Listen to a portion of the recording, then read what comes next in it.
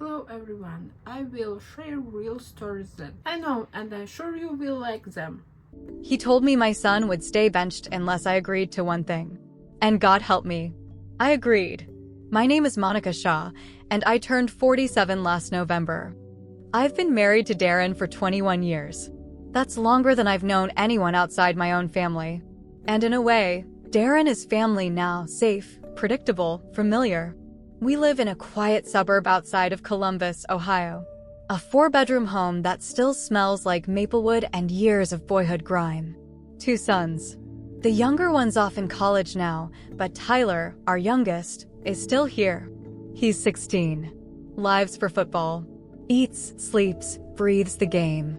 Darren works in finance. He's good at his job, too good. He's either gone or glued to 3 monitors in the home office. I joke that if he had to choose between me and a sudden dip in the stock market, he'd ask me to pack my things before the bell rang. But I'm not bitter. I don't think so, anyway. Just tired. You spend enough time being invisible, you start to feel like a shadow in your own home. You wear the same clothes, cook the same meals, ask the same questions, and get the same half-hearted answers. It's not cruel, it's just empty. I used to run a small home bakery. Cinnamon rolls, custom cakes, stuff like that. But I stopped after Darren made a comment about how I was always covered in flour. It was a joke, maybe, but it stuck. These days, my routine's wrapped around Tyler, practice, laundry, games, boosters, and more laundry. I'm in the stands every Friday.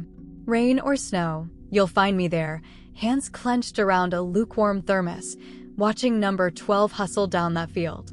That's where I first saw Coach Eli Ross. And that's where everything started to shift. Coach Ross wasn't what I expected. He wasn't some grizzled ex-athlete with a whistle and a beer belly. He looked young. Too young at first glance. Maybe mid-30s, lean build, dark eyes that didn't dart around like most men's did. No ring, no tan lines, and definitely no small talk. He moved with the quiet control of someone used to being obeyed. The other moms noticed too. I heard whispers from the stands, little jokes, giggles behind sunglasses. But he wasn't flirty. He didn't flirt with anyone. He was polite, but distant. Focused. Still, I noticed how he watched Tyler. How he stood with his arms crossed tighter when Tyler had the ball. How he barked at him harder than the rest of the boys.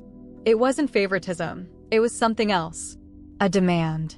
After a Friday night game, Tyler came home quiet. Wouldn't talk. I found him in his room later, tossing his cleats in the closet harder than necessary. He benched me, he said flatly. Why? I asked, sitting on the edge of the bed. He said I was playing soft. Soft.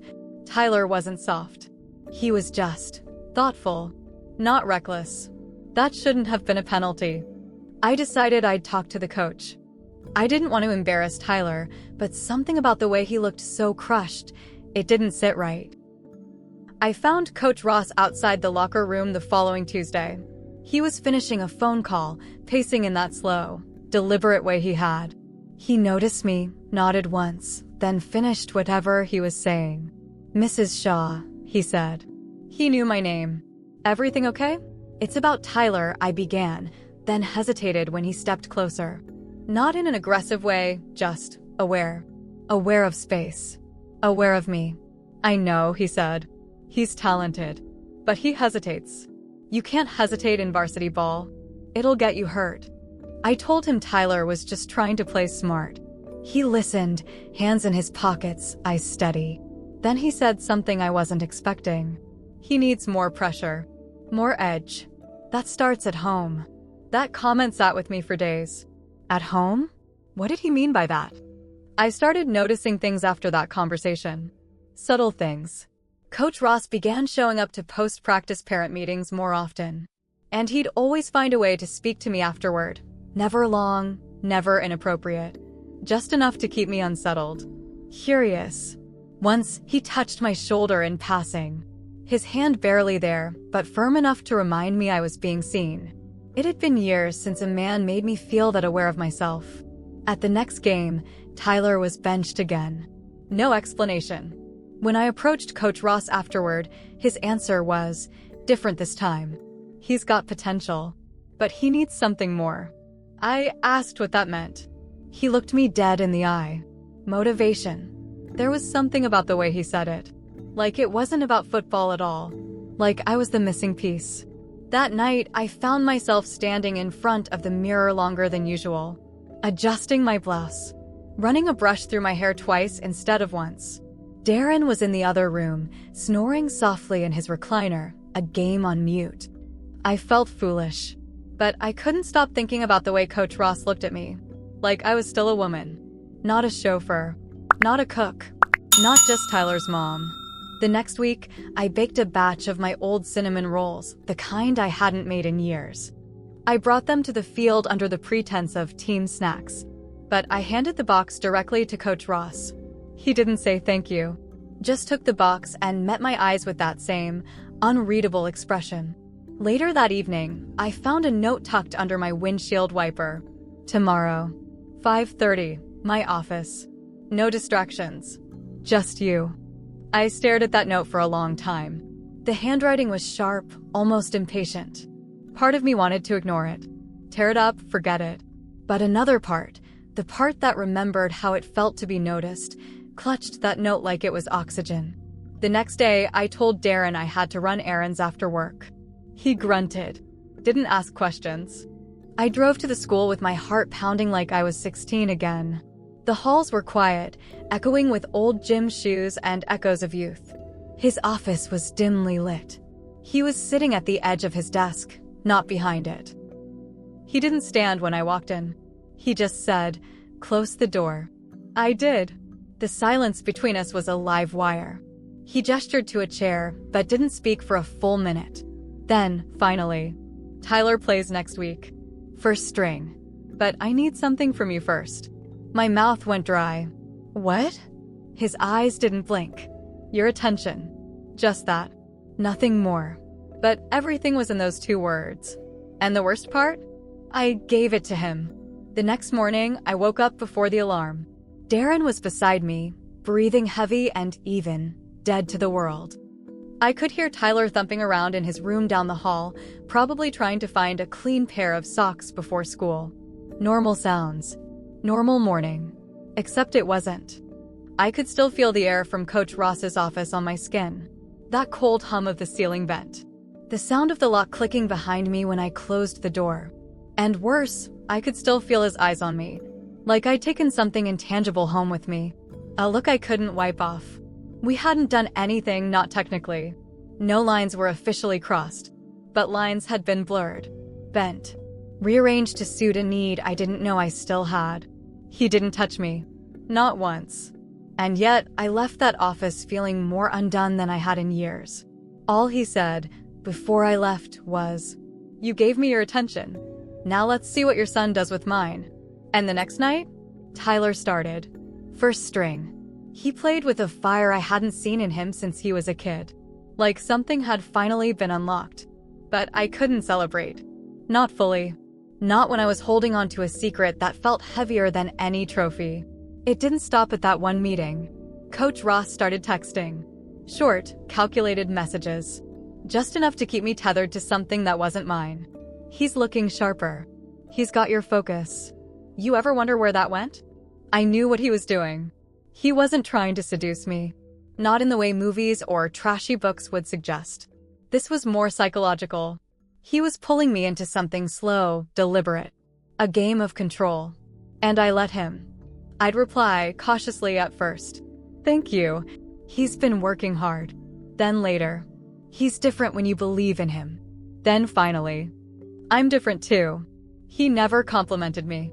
Never fed me sweet lines. That's what made it worse. It wasn't flattery. It was recognition. And God help me, I craved it. Darren never noticed. Or maybe he did and chose not to ask. Either way, the silence in our marriage grew louder. Dinners were shorter. Touches fewer. I began to resent the way he chewed, the way he left his socks on the floor, the way he assumed I'd always be there. Meanwhile, Coach Ross would nod to me from the field. No words, just a glance. One night, after a game Tyler scored the winning touchdown in, Coach Ross pulled me aside. It was raining lightly, the field lights still on. "You're a good mother," he said. "You'd do anything for your son." He was close. Too close. I couldn't speak. He leaned in, and instead of kissing me, he whispered, "So would I." I don't know how I got home that night. I only remember standing in my bathroom, gripping the sink, staring at my reflection like it belonged to someone else. And then I did something I hadn't done in years. I cried, not because I was ashamed, but because I wasn't. The unraveling didn't come in some dramatic blowout. It came in whispers, accidents, moments that didn't make sense until they did. It started with Darren. He asked casually if I'd been talking to Coach Ross lately. I froze. "Why?" He shrugged. "Tyler mentioned you two had a few meetings. Just curious." That wasn't like Darren. He didn't do curious.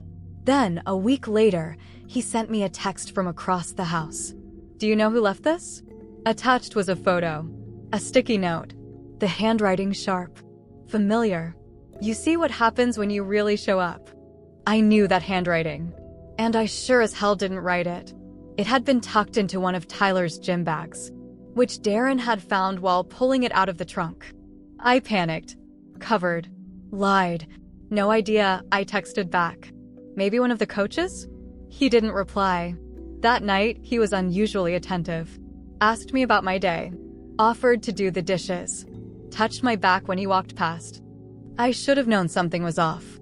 Then came the real blow. Tyler came home early from practice one night.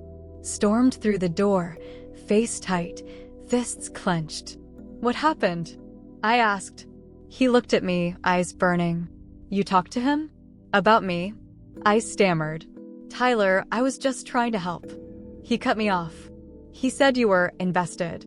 That your loyalty made me stronger. What the hell does that even mean? I couldn't answer. He walked away. Locked himself in his room. Didn't come out until morning. The next day, Darren left early for work. Said he had a meeting downtown. No goodbye kiss. Not even a nod. Hours passed. Then, just after noon, I got a text from an unknown number. "You gave your attention to the wrong man." Attached was a photo. It was Darren, sitting at a coffee shop, across from a woman I knew. My sister. I stared at the photo, numb. Not from betrayal, but recognition. He hadn't just found out. He'd retaliated. And not with anger. With precision. With quiet vengeance. The way Darren saw it, the only way to balance the scales was to match what I'd done emotionally, intimately, with someone equally close. And he chose her. That night, he came home late. Didn't say where he'd been. I didn't ask. I couldn't. We both sat in silence on opposite ends of the couch, the television buzzing between us. A sitcom played, laugh track loud, fake joy echoing through a house that no longer held any. Tyler stopped going to practice. Said he was done with football. Said the game didn't feel like his anymore. I watched the boy I'd tried so hard to help fall out of love with the one thing that gave him purpose. And Coach Ross? He never texted again. Never looked my way. Not once. It was like I'd been erased. Sometimes I stand in front of the mirror and touch the edge of the sink the same way I did that night, just to see if it still feels cold. It does. I lost my son's trust, my husband's loyalty, my sister, all for a glance, a whisper, a condition I never should have accepted. He left the team. Darren left our bed. And me? I left the woman I used to be.